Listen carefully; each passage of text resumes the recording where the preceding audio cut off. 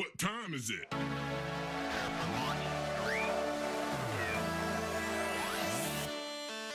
Fight! Welcome to the MMA podcast. Check this out. Get all the latest news, interviews, and stars of the MMA world. Hosted by yours, John Boy McElroy. So tune in, everyone, right here to the MMA podcast. So following up on the success that is now UFC 194 and the phenomenon which is Irish MMA, we're joined on the Martial Arts Chat podcast by writer and MMA journalist Sean Sheehan of Severe MMA. And Sean, thank you so much for giving us your time here on the Martial Arts Chat podcast. A busy week for you, sir, with your duties surrounding UFC 194 and of course Conor Mcgregor, but I'd like to discuss the concept that is simply Irish MMA, and with the figurehead of that movement, if you like, Mr. Conor McGregor. For someone like yourself, Sean, who has watched the fighter go from two-time Cage Warrior champion to what he is now, what do you make of this journey and his rise in the MMA world? I think anyone would have seen it coming. When I started watching MMA, I didn't even really know there was Irish MMA or people practicing MMA in Ireland. I just, I thought it was something that was happening in America, and and that was it really. But eventually, we found out about John Kavanagh was there. He had his gym. I suppose when I first heard about all the Irish MMA fighters, it wasn't long before Conor McGregor won his Cage Warriors titles. So it's amazing how quickly it's come up, and even for someone like me who I was writing about the UFC before Conor McGregor kind of came into the people's consciousness. Even for people like me, hadn't really heard of him or hadn't really heard of a lot of the Irish MMA guys. I suppose I only came onto Severe MMA over the last 2 years. So the guys that were there before me were covering it. We're covering the local shows. We're covering Carl Binger and Conor and stuff.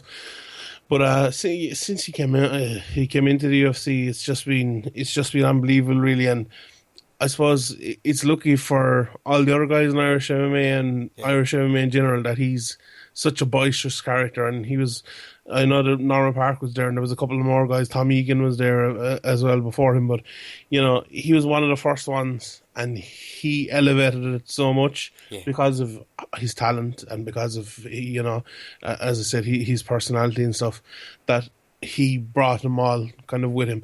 But in fairness, the talent was there as well. The guys like Carl Binger, Neil Seary, Paul Redmond, all those guys deserved their shot in the UFC, and it was Conor McGregor might have started it, but it was there to be started, if you know what I mean. So it's great to see Irish MMA coming along, and I think there's a new breed coming who are just starting their professional MMA careers, who just started in the last year, who are going to be just as good, if not better, than the current crop. Some of those names that maybe come to your mind, you said upcoming sort of future stars. What we in store, do you reckon, for what's the MMA fans in store for coming from Ireland? What kind of fighters are we looking at? There's guys, there's like Dylan Tuke there from SPG, Franz Mlamba, James Gallagher. There's A.O. Daly from Team Rhino. Guys like Alan Philpott as well. He's been on the scene for a good while. I wouldn't call him a new fighter, but he's been talking about maybe fighting in Bellator and stuff. Another guy there, Damien Rooney as well. He's not a guy that's a new guy, but he's been on the scene for a long time, fighting Tom Duckenwan, Bama. And there's a lot of guys like that. But yeah, as I said, the young breed as well, especially guys like I mentioned, like Dylan Tuke, Franz Mlamba, James Gallagher, and A.O. Daly, just 2 fights into their MMA career, and they're really new breed. Even guys like Thomas Hogan, he was his second or his first MMA fight, professional MMA fight. Last week or 2 weeks ago, he was seen as maybe one of the best amateurs on the scene, and he lost in his MMA debut, or maybe his second fight, when he came to pro. So that's how good the scene is. Like you see it in boxing or maybe other places MMA, they might get they might get a few easy fights to start off their career, but that's not the way in Ireland. There's so many good guys that you're straight into the Lions' Den straight away, and that's why guys like maybe Artem Lobov and stuff like that don't have the best records, because they're fighting tough guys from the very start. Yeah, no easy starts, absolutely. And just so touching back on what you were talking about earlier, you know, it's only been a few years with this sort of rise of Irish MMA and you know, and the UFC in particular, and you had that combination of, you know, the McGregor signing, Dana was making his presence known with the infamous Temple Bar story, full parade spreads, and then the Irish Sun was, you know, the following year, and of course that Dublin card where all the home supported fighters won. But you know, somewhere in there, I guess, was, like you said, the start of what we see now. But someone is more well versed in this than I am. What were your thoughts, Sean, when Irish MMA really began? When would you say was when it arrived, the starting point, the tipping off point? When do you see it as okay? Here it's making its presence felt. Well, I suppose the Irish MMA was there for a long time. Pete Carlover and Zimmerman did a great foundations piece from the early days, but I suppose in the worldwide psyche, maybe, you know, it was growing on. I think we like to talk about it more than anything until you know, while McGregor was coming on. But I think that fight with Dennis Seaver on Fox Sports 1, when it did 3 million viewers, that was really the click for me on television. That was really the click for me in my head. I was like, now it's different. Now Conor McGregor's a star, and he's bringing Irish MMA to the next level. Like I was talking to Andrew on the podcast the week after that, and I said, this is the changing point in Conor McGregor's life and his career. He's going to be in title fights for the rest of his time, or maybe not in title fights, but in big fights. He's going to be like Chael Sonnen. He's going to be giving guys like like Anderson Silva, and then when if he loses, he could be go up a weight division and fight for the title straight away, or fight guys safe. Donald Cerrone's not the champion, fighting guys like that. Yeah, you could argue actually probably solidified that position with that now infamous press conference as well, where he's calling everyone out in every weight division. Yeah, exactly. And that's kind of a smart thing to do for a guy like McGregor, because you're setting yourself up for matches down the line. Even a couple of weeks ago, he called out, or he didn't call out, but he made a comment on Chad Mendes. So that fight again is always there to make. That Frankie Edgar fight is there. Rafael Dos Anjos, Donald Cerrone, Joseph Duffy, all those fights are there to be made. So he finds himself in a position, whether win or lose on Saturday, there's still big money in his future. Good businessman for sure, yeah. And you touched a little on it there. Irish MMA fans, some of the most vocal. You know, here in Britain, it's really no surprise the support the Irish fans can bring. But it's translated over beautifully to mixed martial arts, and much more so than neighbouring countries, you know, England, and particularly here in Scotland. Why do you think that is, Sean? Is it simply because of the stardom of Conor McGregor, or is it something else? The Irish, you know, they really get behind the guy, and it's something that I'm ashamed to say it's kind of, you know, almost lacking here in Scotland.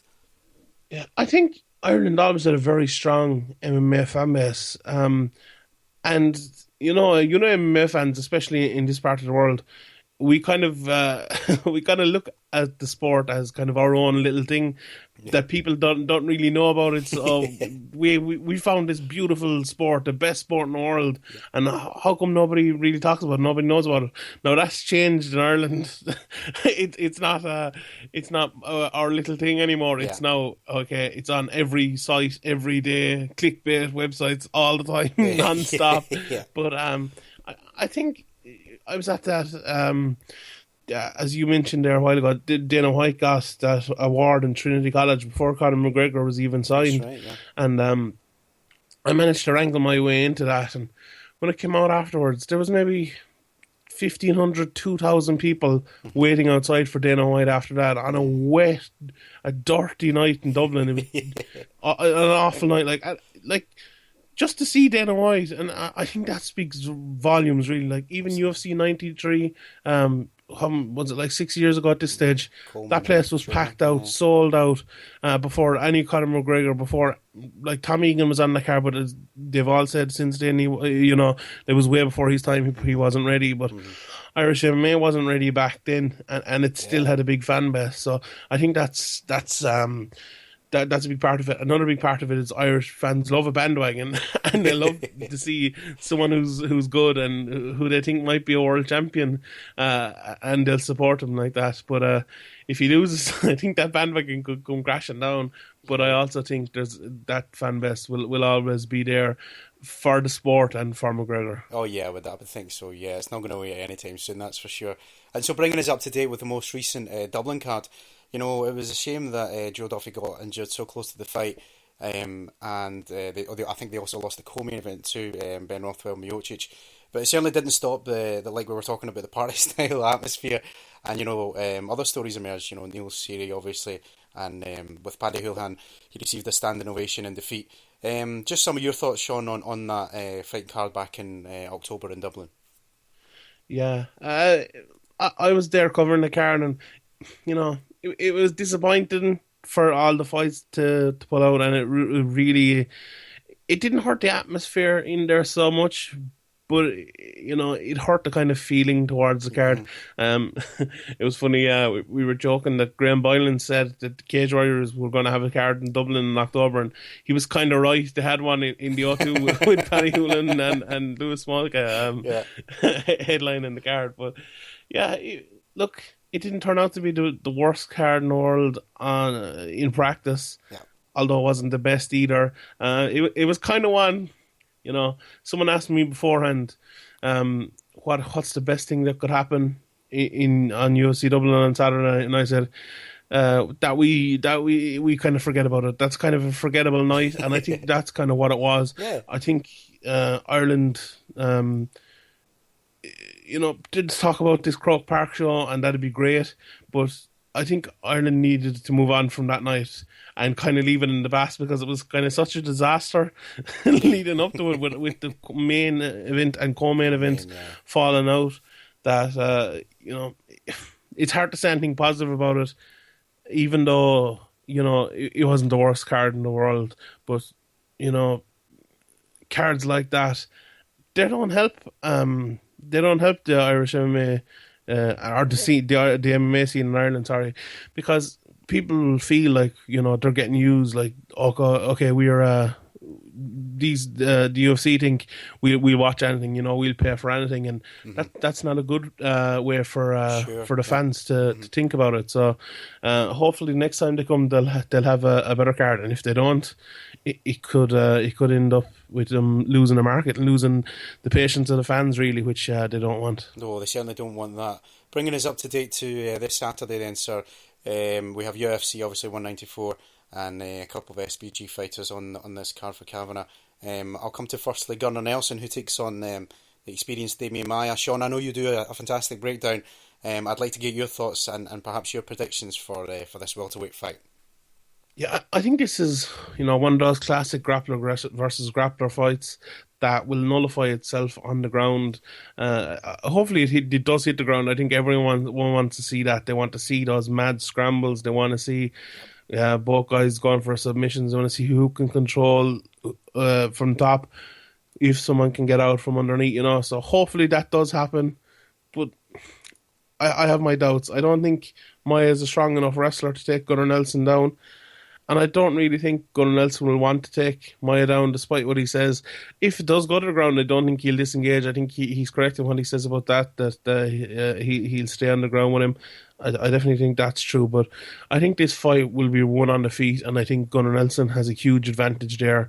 Maia, look, his boxing has been something that's been kind of a pain for him his whole career. It's improved a little bit of late, especially getting out a bit of a jab, a bit of a straight right hand behind it. But Gunnar Nelson is a much, much better striker. Beautiful kickboxer, fights out of the karate stance. Big hands, as we saw in the fight against Brandon Thatch. Yes. And I think if Gunnar Nelson cracks him at some stage, he could put him away. If he doesn't, I think he'll win a decision pretty handily. But I have a feeling he might just crack him and maybe TKO him or hurt him and get down and rear naked choke him. But I have a feeling this one's gonna finish inside the distance. Absolutely. And finally, the same for the main event, sir. It's obviously been building for a while. Aldo McGregor, who's walking out the undisputed champion? Who are you picking in the main event? Yeah, this one I've kind of gone back and forth on since it was first announced. I suppose I was